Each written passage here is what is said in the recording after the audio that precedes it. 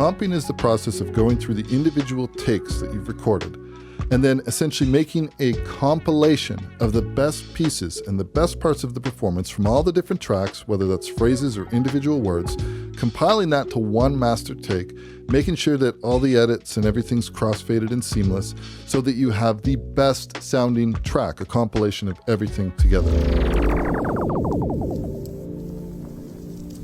So if we take a look at this track and I expand these layers, we can see that we have the main take over here, the main active layer.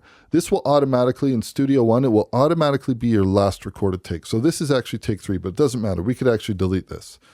Now we can see we have take 1, take 2, take 3. Also, we can give these different colors if we want to, if we want these to really stand apart from each other. Now, in terms of the way that different DAWs handle this, the main DAWs that I've worked with Pro Tools, I've worked with Studio One, and I've worked with Logic. I really love the way that Studio One handles the act of comping vocals in particular. It actually reminds me of the way that Logic used to work when I worked in Logic. Basically, you just swipe across, and then anything that you've swiped across will automatically promote itself to the main active layer. So you can swipe between these different sections, this one over here, this one over here, and so on and so forth. Now, the cool thing about working in different sections like this is also you can just give a quick double click on any of these sections to try out different areas or different comps. So maybe with this one, we went with take 2. If the artist says, well, what does take 3 sound like? You just double click and it's automatically there. So that is one approach. And this is actually my favorite way to comp in terms of the way DAWs work. But there's also another approach, which would be more like something that you would see in Pro Tools, for example. So let's take a look at that approach. If I switch to the range tool, in this case, I am making range selections, and then I can solo each one of these takes, right? So this one right now, I have take 1, I have a range selection made, and I've soloed it.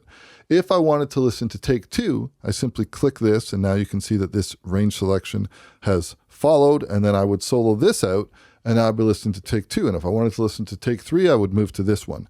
And then when I was happy, we have the ability to copy ranges to the track. We also have a shortcut. So you could make range selections, solo out the different takes within here. And then when you're happy, we've got a keyboard shortcut where we can promote everything to the top layer.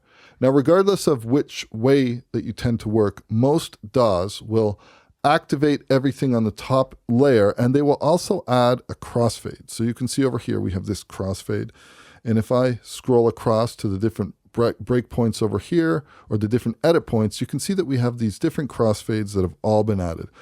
So what this basically does is it allows you to comp something together pretty quickly, and then the end result should be that it should be fairly seamless in terms of not hearing any clicks and pops or anything like that. Now that we have an understanding of how comping works in different DAWs, I will say that the method that I'm going to use is going to be the quick swipe comp, which is the method that works in Studio One, and I also know that Logic Pro happens to work like this. If you're working in a different DAW, you can follow along. The same principles are going to apply in terms of what I'm talking about. Now, before we start the actual comping process, I want to talk about my approach to what I like to include when I'm comping. I prefer to really distill the elements that are in playback while I'm comping down to the minimum amount of information that I need to gather a point of reference for both pitch and timing. So we have our bass. That gives me a reference in terms of timing and pitch. Also our guitars. Again, this helps me with the pocket. Our main synth, we could even have main synth and bass. This has the bounce. And let's bring in the pads and bells. So I think if we bring in the bass, guitars, main synth, and bells, I've got enough information. If I need to bring in the drums and percussion, super easy.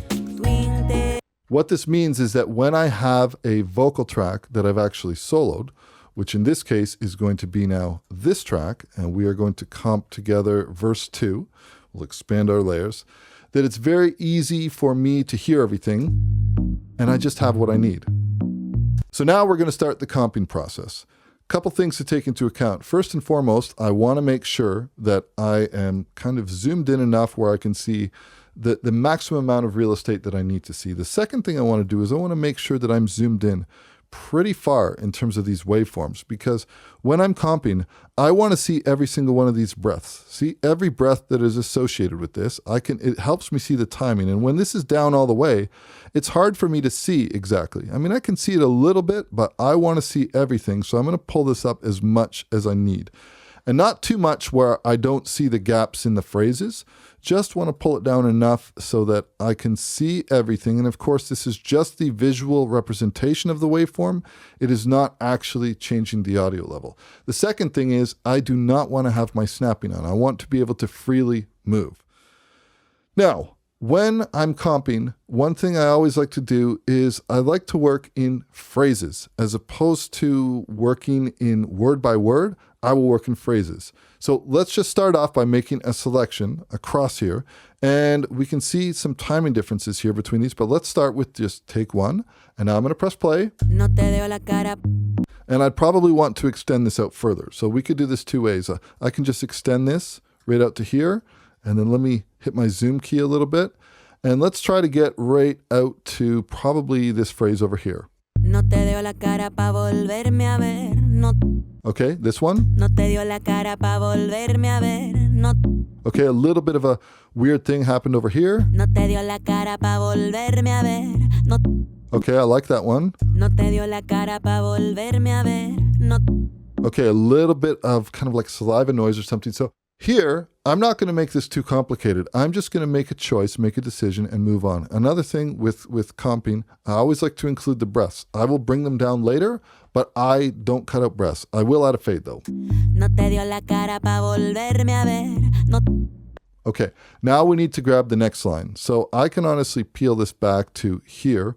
And when it comes to the different lines that we have available, I always like to make sure that I'm including the breath from the take that it's part of. So let's extend this across, just see how it sounds. And we'll move back. No te dio la cara pa volverme a ver. No te da el valor. Okay.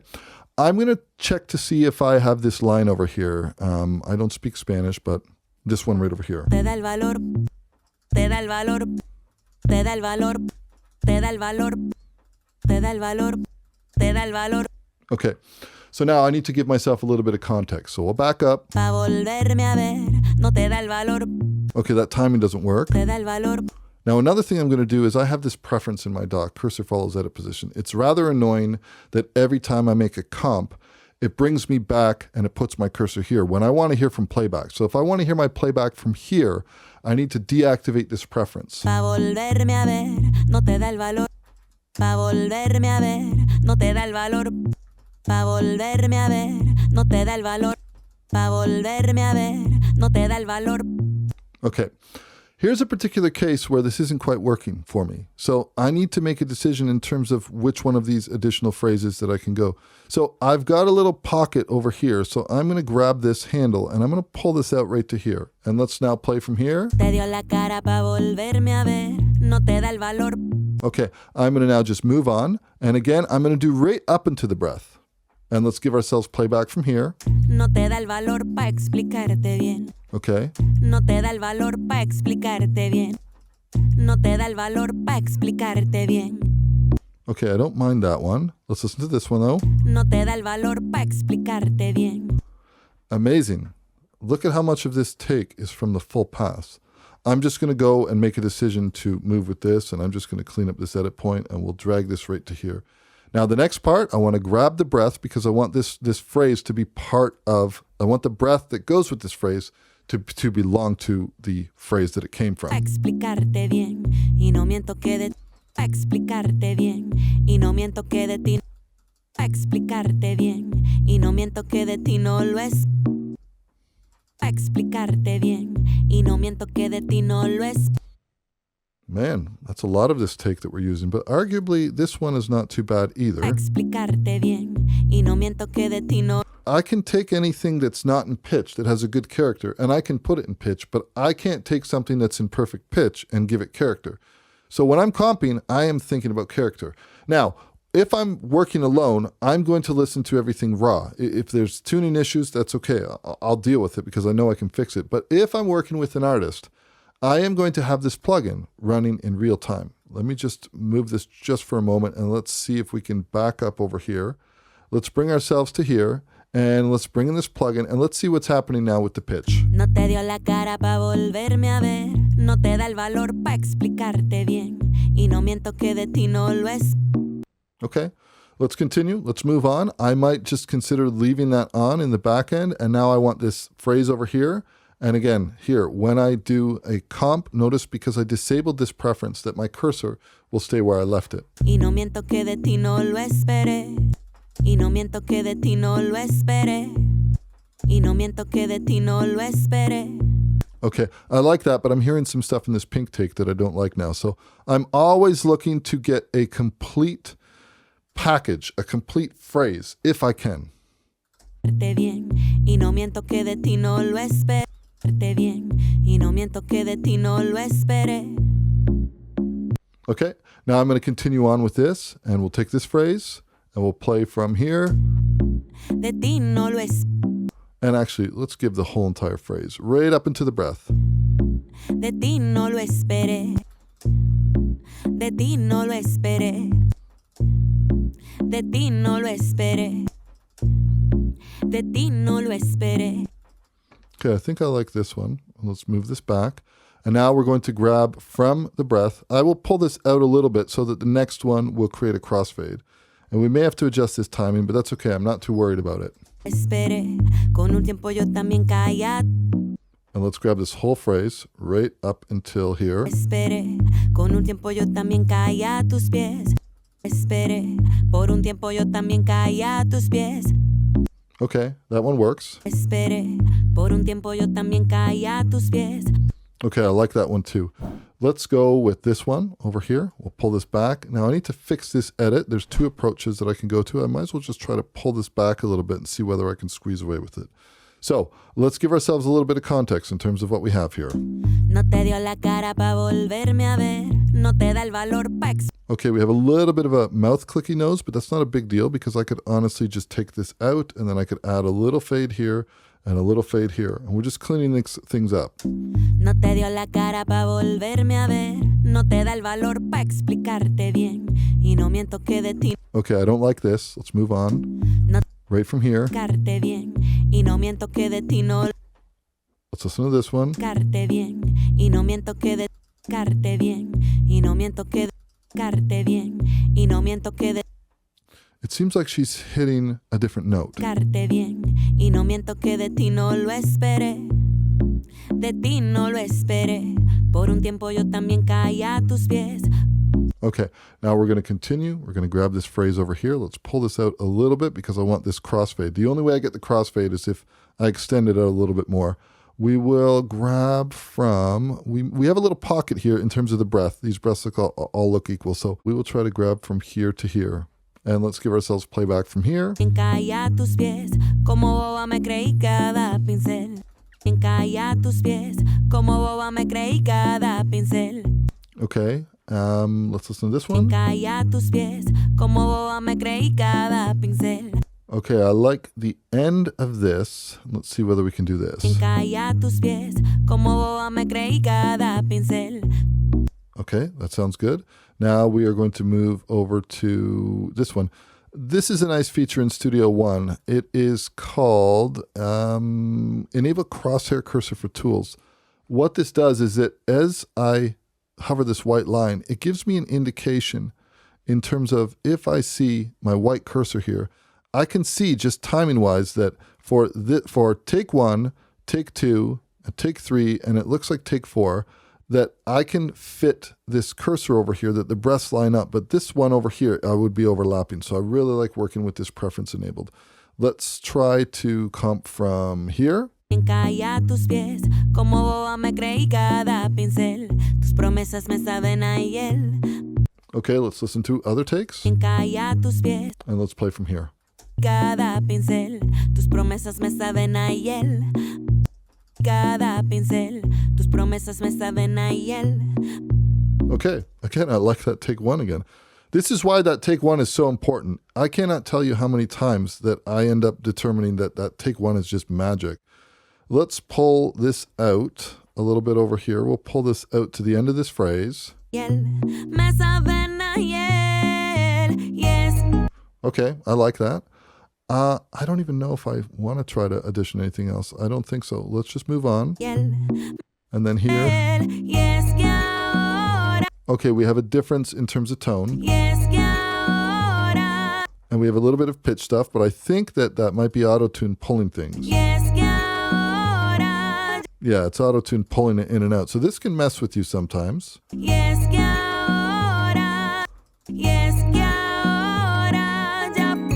Okay, that sounds good. Okay, I like that one. Now we'll grab this end phrase right to about here.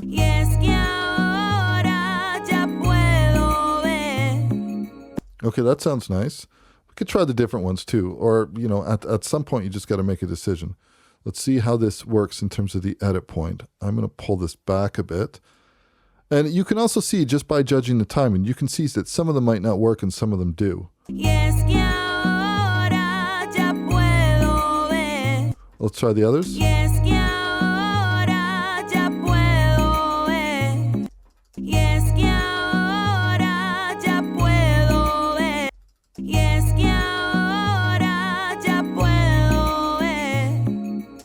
Okay, you know what? At some point you just have to make a decision. So let's just move on. Let's try this one. And let me bring in from here.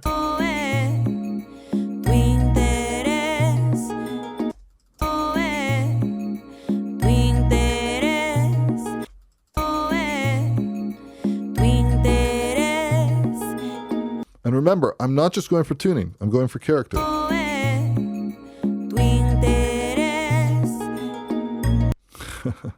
That green one, that full pass is a winner. So far, it's been doing really good for us. Now I'm going to pull this one over here. Let's start with this phrase over here.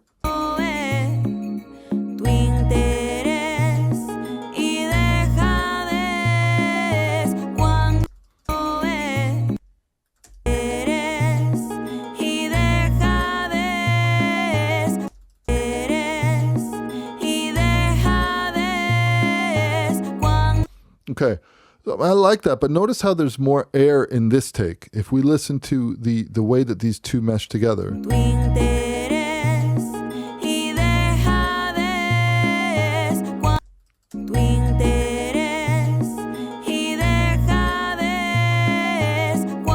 Okay, I need to make a decision and just move on.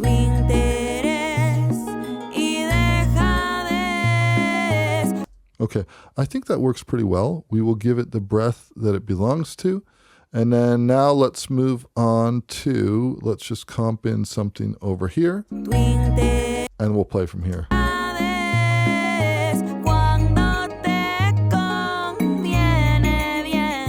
Okay, I'm not huge on the bien even.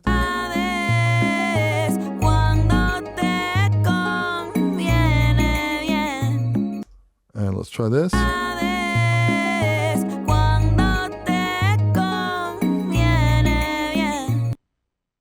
I want to see what the back half of this sounds like.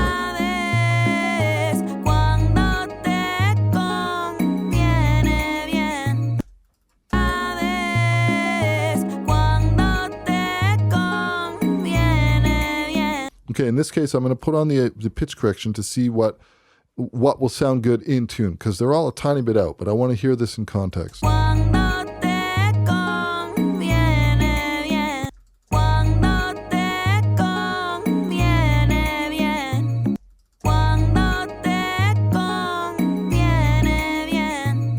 Okay, we're going to go with that take. And then the last one, we just have to make a decision here. Okay.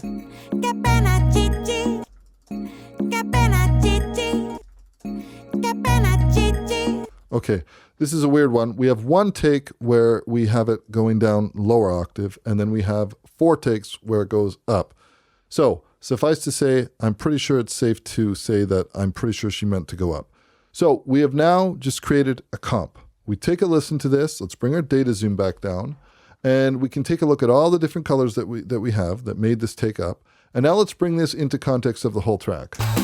No te dio la cara pa volverme a ver, no te da el valor pa explicarte bien, y no miento que de ti no lo esperé, no, de ti no lo esperé. Por un tiempo yo también caí a tus pies.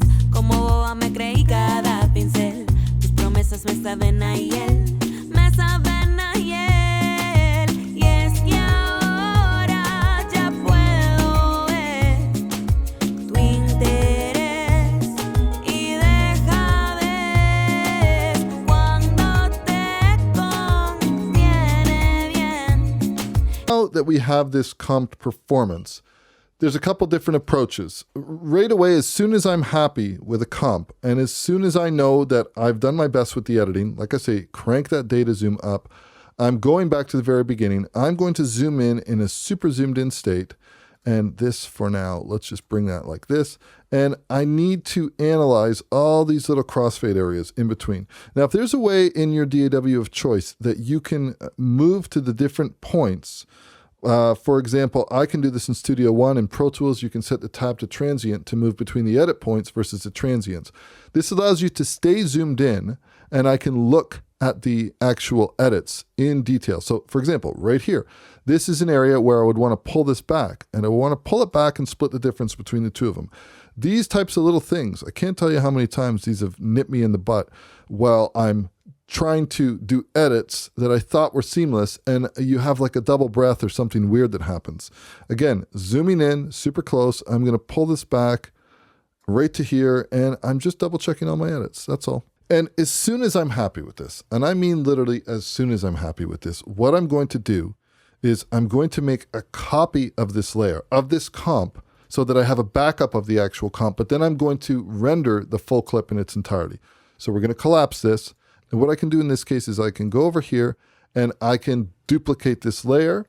And then what I will call this is, we'll just call this in capital letters, we'll say comp. So now we have this main edit over here, which is the comp.